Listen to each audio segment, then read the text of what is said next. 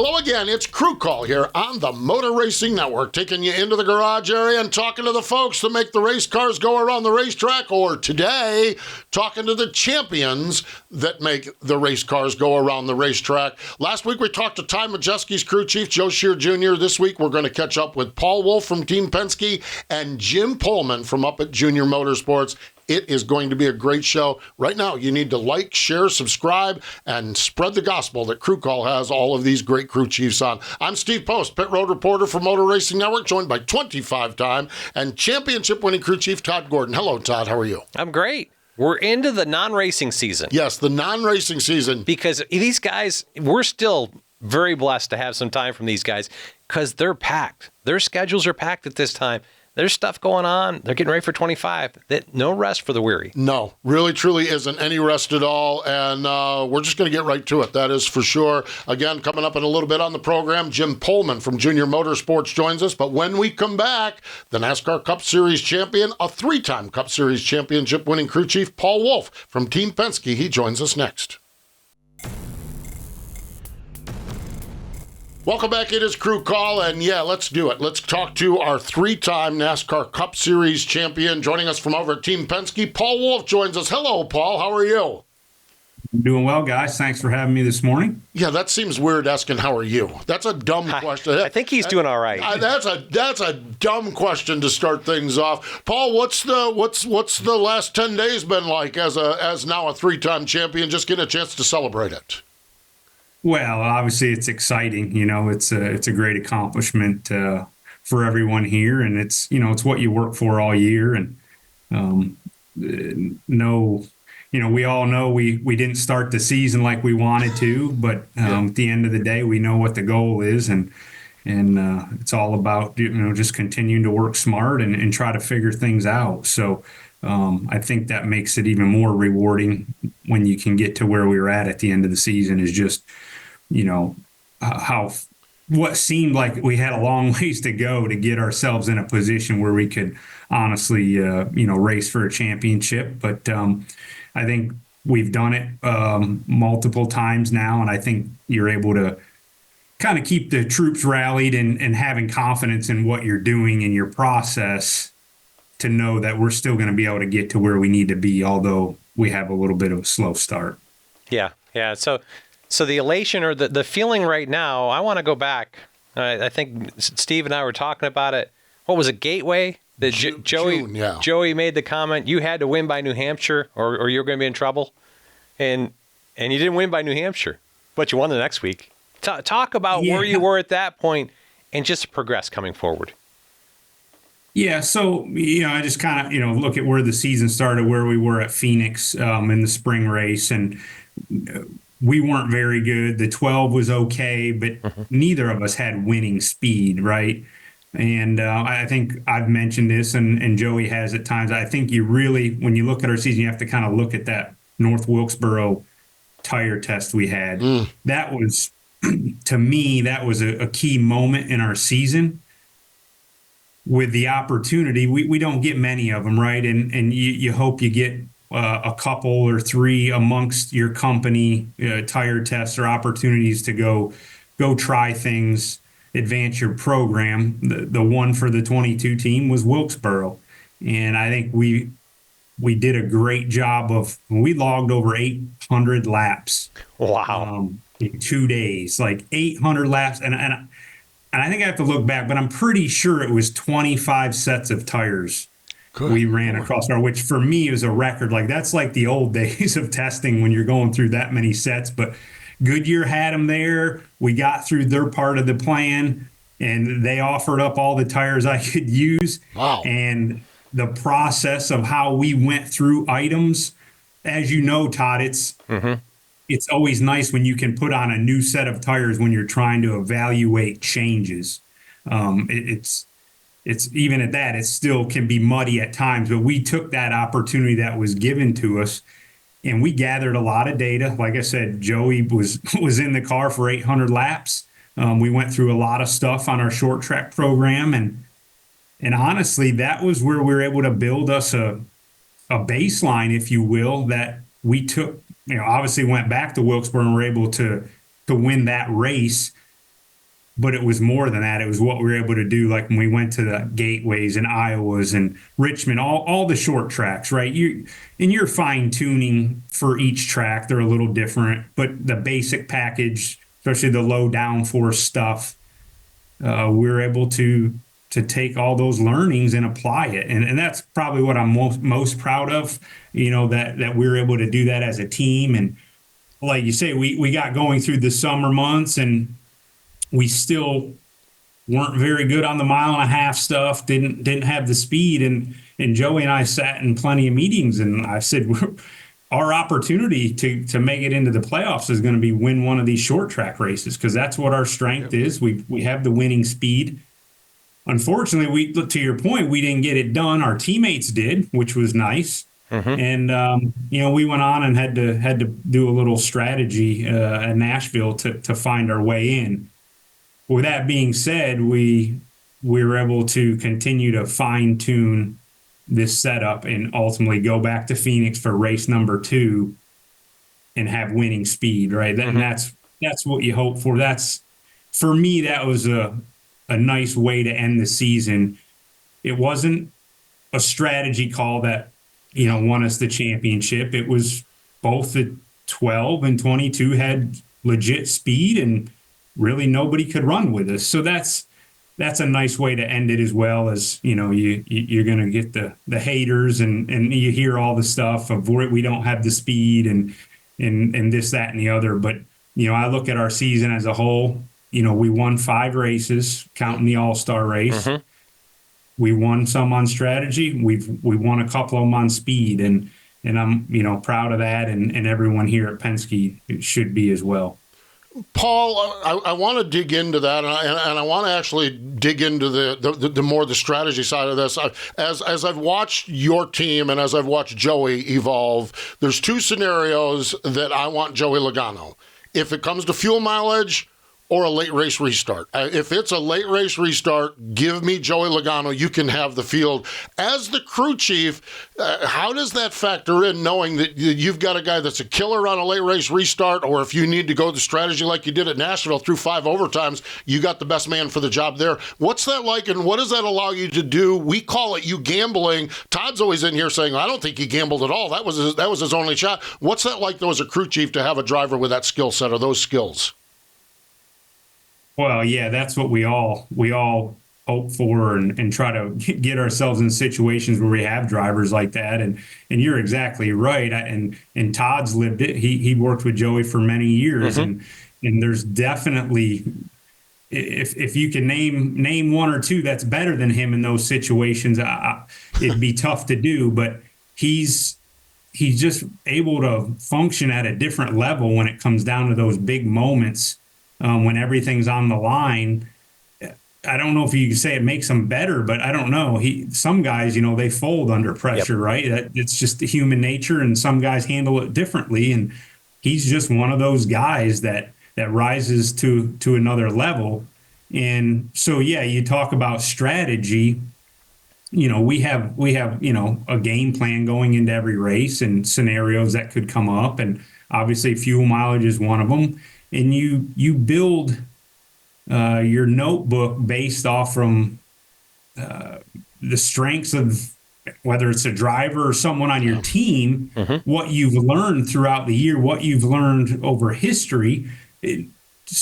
When my engineers are telling me, well, we can go X number of laps, or if the driver saves this amount, we can run this many laps. Like, those are all things going through my mind. Like, okay, how many scenarios have we been in this situation, and how many times have my engineers given me the correct information, right? Because this is all somewhat of a educated guess, if you will, and you build confidence in the people around you, the people that you work with. So when they tell me I can go to this number of laps on a tank of fuel, I believe them, because they've shown me they're very good at calculating that.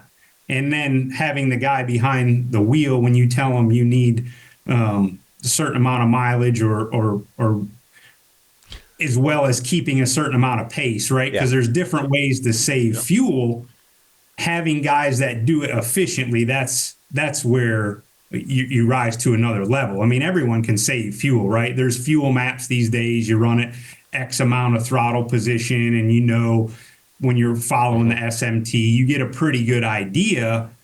But it's the guys that can also, lose the least amount of lap time while doing that, build you the confidence. And then when you're doing those calculations, well, it's faster to stop for a splash and go versus running it out. Those are all part of the calculation. And Joey's proven, as well as you got to give credit to RYE, the engine shop, for what they've done on their half of, giving us the mileage that makes it possible. So there's a lot that goes into it. And I think for us as a team, I realize how big of a piece of the puzzle this is these days. Everyone is so close. We're in year 3 of this next gen car.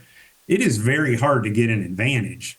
And I'm going to take it however I can. Don't get me wrong. Goal 1 when we leave the shop is have the fastest car. But I'm realistic and know that's not always going to happen. I know what our strengths and weaknesses are, and we just try to play to that and make the most of it. And fortunately, it's been very good for us here the last few years. My last question for you, but when you go back and look at it, talk about the caution coming out at Las Vegas, just outside the fuel window.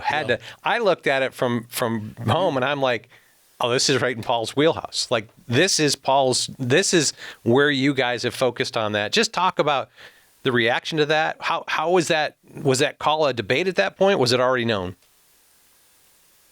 Honestly, it had been talked about. For me, it was already planned, I guess, if you will, if caution in a certain range. For me, I was honestly surprised only as few guys as went with that. That was the shock for me. And then when you see that, I was like, started second guessing somewhat. Like, are we sure we've calculated this right? How come we're the only one? Like, I thought it would split maybe 50-50. And I understand the guys that were running up front, more throttle time, probably weren't getting as good as fuel mileage heads up anyways. So I could see for some of the guys to think, well, we're just going to split this. But very shocked that we were in the minority, because it was close, but it wasn't that close in our calculations. And ultimately, I think at times guys get stuck in the just going with the flow, and that seemed like the safe play because everyone's doing that. But I think for us, we have a lot of confidence in our program, and we know it's a strength of ours. And like I said, it's so hard to win races and do the things you need to do these days. You have to make sure you're getting all of it. And I feel like as a team, we've done a nice job at that. Yeah, and you really have across the board. Goal 1 is the fastest race car, and you're right. When we went to Phoenix, you had the fastest race car. You and your teammates there as well. Paul, it is always a pleasure. We appreciate your time, whether it's here on Crew Call or spending time in the garage area, giving us insight so we understand what's happening. Congratulations again on the 3rd championship. Enjoy the off season, and we'll talk to you down the road. Sounds good, guys. I appreciate being on today. Thank you. Thanks, Paul. Paul Wolfe from up at Team Penske. Stay with us. When we come back, Jim Pohlman from Junior Motorsports, the Xfinity Series championship winning crew chief. He joins us next. Welcome back. Talking championships here on Crew Call this week. We appreciate Paul Wolfe joining us just a little bit ago from Team Penske. Let's go to Junior Motorsports, also in the city of Mooresville, and joining us, the crew chief for the Xfinity Series winning team, Jim Pohlman. Hello, Jim. How are you? Great, guys. How are you doing? We are doing well. Jim, I just kind of want to go big picture. There's a lot to cover from Phoenix itself, but big picture, just the getting the championship. What does that mean to you as a guy that spent a long time in this garage, a long time in this industry, to finally wear that championship crown? Yeah, it's everything I dreamed it would be. Let's put it that way. It means a lot, especially for the many years that I've dedicated to this sport and put forth. Probably more so for Justin, our relationship and the things we've done in the past, and the belief in each other, and to see all that to come to fruition with a championship. It's hard to explain. So let's go back to that. I want to. This wasn't even on my list of things that I talked to Steve about, but your relationship with Justin, that goes back to the ARCA series back in the early 2000s, right? Even deeper than that. So my family grew up in the Chicagoland area, and Mike Allgaier owns Hoosier Tire, which sold tires to short track racers throughout the Midwest for decades. So my grandfather actually started, that's where my racing got started. My uncles, my dad, my cousins, we all bought tires from the Allgaiers for decades.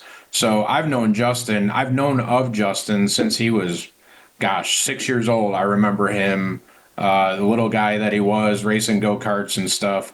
And then the history kind of moves on to a name very famous in the Chicagoland area is Tony Izzo Jr. I went to work for Tony Izzo Jr. At the time, Tony Izzo was very good in the short track dirt late model area, and he won the UMP National Championship. Justin actually ran his number, which was a 16. The font was very similar to it. Tony was kind of his idol. The three of them sat at the Lathrop dinner. It was Justin, or not the three of them, Justin, Tony, and Jeff Gordon got the Lathrop Award at the various levels of motorsports. The history is very rich there. When we did the '08 ARCA deal together, we had known each other for probably a good decade before that.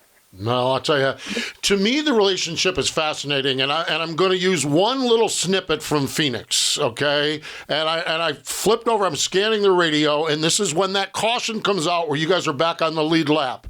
You said, "Man, I'm sorry for yelling at you. We are back in the game." Your relationship is just fascinating because it borders from pep talk to chewing his butt out and everything in between. How is just talk a little bit about that?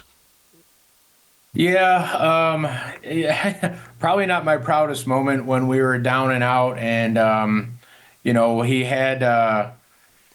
What I seen was Justin was really driving hard when we got behind the lap and a half, lap and three-quarter, and I watched the car come off the corner sideways off of turn 4 there, right in front of the start-finish line, for probably 3 or 4 laps in a row. And I knew my only play was we were actually going to have to get the lucky dog at exactly the right time, which the chances of that were really small, or I was going to have to run it really deep. And in order to run it really deep, I knew that we were going to have to keep the tires on the car. So when I seen it sideways, I kind of lost my cool a little bit. I was like, "Hey, man, in order for this to even dig ourselves out of the hole or have a chance, this is what I need you to do." So some frustration there, but you're exactly right, Postman. The relationship is, I think, having known each other for a while, both being from the Midwest, we're very like-minded. Our personalities are quite a bit different, but I think that the two of us together have that. I have a huge amount of respect for what Justin and his abilities, and I feel like there is times that he needs a chewing or he needs to be talked to in a way that's like, "Hey, man, this is what I need you to do right now." He doesn't always know the big picture in the car. He probably felt down and out and just doing everything that he knows to do, right? And that is just drive the wheels off of it. And that's just not what we needed at the time. I needed the car to stay tail behind it and nice and smooth and keep the tires on it for a long run. All right, so you talked about it and making that, it seemed like you had a caution that kind of came in a window that worked out for you. Talk about the emotions of that and where that puts you and what's the pep talk at that point to focus everybody forward because you got an opportunity? Yeah, I mean, when it got us back in the game, as it was happening and we were down that lap and three-quarter, I don't think our mentality changed at all. You're in the trench, you're fighting, and you're looking for ways out of that or trying to figure out what the right thing to do is. So you never, I guess in the moment, I never really had that, "Oh, we're down and out" feeling. You're just focused on trying to make the right decision. Yeah, so once the caution comes out, you go into this mode of, okay, not only are we now back in the game, we actually have this little bit of a tire advantage because I don't know that all these guys are going to pit. Yeah. So now you're trying to coach him along of, okay, you're going to have a little tire advantage. I need you to not go too hard through that and just blow through the tires just because you feel like you have this advantage. So yeah, a lot of coaching and a lot of thinking going through there. At the same time, it's so hard in the NASCAR world. You're trying not to say a lot of this stuff on the radio because everybody's scanning you. So you're trying not to show your full hand. So yeah, it's pretty difficult at times, but a lot of fun. Those are the moments that, as a crew chief, Todd, as you know, that you just cherish and you look forward to every weekend. How important? We had the situation you talked about, different demeanors there. So you're not the guy that's going to be pounding his fist on the toolbox when stuff goes wrong? No, I am. I can't say that my fuse is not short. I get pretty competitive and get pretty riled up on a lot of things. In the race, I think as you run more races and deal with the pressure of running up front, you watch Paul Wolfe, you watch the great ones like Cliff, Chad back in the day. I mean, Todd yourself. You try not to show that emotion, right? And it's not because the emotion is not there. It's because you're actually thinking about the next 5 moves, right? Like you're looking ahead. So when it happens, everybody goes, "Well, why don't you show emotion?" It's like, well, because I'm working on something else. That emotion was about 20 laps ago. That you didn't have the camera on me. Yeah, I actually want to go back to it, but how important? And I guess let me hit this in two phases. One, and I'm skipping past a couple things I had here, but how important was how was the backup car prepared for this weekend, and how important was it to be able to get laps on that in that practice? Oh, it was huge, absolutely huge. So the NASCAR rules allow the Championship 4 to have a fully prepared, fully wrapped backup car. That's different than what we do every week, and really ideal for us. Different in the fact of when you have a backup car for a 4-car organization. That backup car is not tailored to your setup, right? It's more of a generic setup. What's in there, and you might be able to change all them things. But having the car prepped the week before by the shop guys here, and been able to apply our front geometry to it, all our brake pads, our nooks and crannies, it's huge, right? When you're able to pull that car off the truck in 20 minutes, put it on the racetrack. There was a few things. We had to change some rear springs, and that's only because with the way the rules are, the rear spring combination that we run, we really like that set of springs at Phoenix, right? It was a set of springs we ran in the springtime. It was a set of springs we had in the primary car. So, of course, I have a love for them springs, and we wanted to transfer them over to the backup car. So we lost a little time there, but that's to be expected, right? But yeah, to get it out there, I think I told you guys on the XM interview, when them first pictures come through as a crew chief, your biggest worry is like, hey, are we going to even get this thing to go around the racetrack and hit our targets? And when them first pictures come through, that's the most gut-wrenching time, right? Like what you're looking at is the splitter buried in the ground? Did I hit the rear travels? Are the heights correct? And then after that, it goes to, well, what's the balance like? What is the driver feeling? And when them first pictures came through, I was like, holy cow, like we nailed it, right? Like there was no wasted run. And I think that was what was really important, because the second run on that is now you're fine tuning the car instead of coming back in and scrambling like, okay, what did we miss? Did we miss Packer, or did we miss rear rounds in the rear, or what went wrong that we are now just trying to get the car to fly at the right attitude around the racetrack? So yeah, that move right there, having that car prepped, and that first run being spot on, that was huge, surmountable, because then once practice was over, now we're talking about, okay, what are all the little aero items that we need to add to the car? What are the things that we had on the primary car aero-wise, or parts and pieces, not parts and pieces that are missing, but some things that you might not have actually prepped on the backup car because you're like, well, I don't know if you really need that. When you start to get down to all them detail things in the garage, that's when that really pays off. Yeah, that preparation is absolutely amazing. It really, truly is. Junior Motorsports, of course, championship winning there in the Xfinity Series, but you guys are not done yet. There's a Budweiser Chevy there on the floor somewhere. Dale Jr., do you ever look over at that late model stock car? Or you involved in that, or you let the other guys handle that? No, Brian in the late model shop, them guys are down the street there, and they do a great job. Marty Lindley goes over every once in a while and kind of helps out with them. I have not been tasked to go yet. LW keeps threatening. I'm a dirt guy, so LW keeps threatening me with going to Millbridge, with Wyatt and some late model stuff. But he hasn't actually held me to it yet, so. Nothing wrong with that. That's good stuff. I love the vibe of a Junior Motorsports with LW and Wyatt Racing and Dale, of course, and all the late model program. It's a racer's shop, that's for sure. Jim, congratulations on the championship. Personally grateful for the conversations we have in the garage area. You're one of my go-to guys when I need to try to understand what's happening, so I'm grateful for that. But we appreciate the time here today, getting to celebrate the championship, and wish you a good off season as well. All right, thanks, guys. Thanks for having me on. There we go. Jim Pohlman joining us from up at Junior Motorsports. Stay with us. More Crew Call in just a moment. Welcome back. It is Crew Call. Todd Gordon and Steve Post wrapping it up. Love our conversations with Paul Wolfe. We had him on multiple times this year. Jim's one of those garage guys I talk to all the time, but great to have him on. And last week we had Joe Shear Jr. So we got all three champions here on Crew Call. It's been fun talking to them as they celebrate the major accomplishments. And you get these guys in a situation where they're a little more relaxed. Yeah, absolutely. They're champions and enjoying that. But as Jim was out to a tire test. What was it? 3 days later. 3 days later. So there's no rest for the weary. But congratulations to all three of these teams. I think deserving champions, and they're going to be great for us. Really going to be great, that's for sure. And that is going to put a bow around our Crew Call show for this season.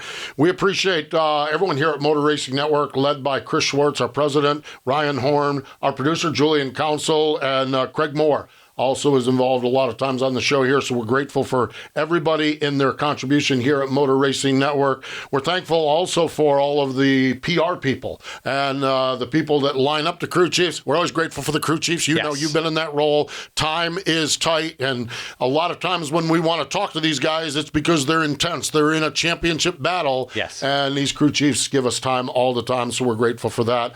Do want to remind you that this Sunday afternoon, the Road to the Cup and the NASCAR Cup Series banquet is on Motor Racing Network affiliates. That's at 2 o'clock in the afternoon on Sunday Eastern Time. So I say this all the time, and I sincerely mean it. More important, though, than all of that, this rolls because you watch or you listen to this podcast, and we're grateful for you today and all season long for checking us out here on Motor Racing Network's Crew Call. He's Todd Gordon. I'm Steve Post. Thanks for joining us.